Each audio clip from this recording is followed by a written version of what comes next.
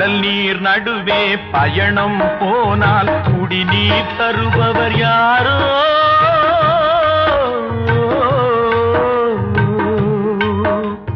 தனியாய் வந்தோர் துணிவை தவிர துணையாய் வருபவர் யாரோ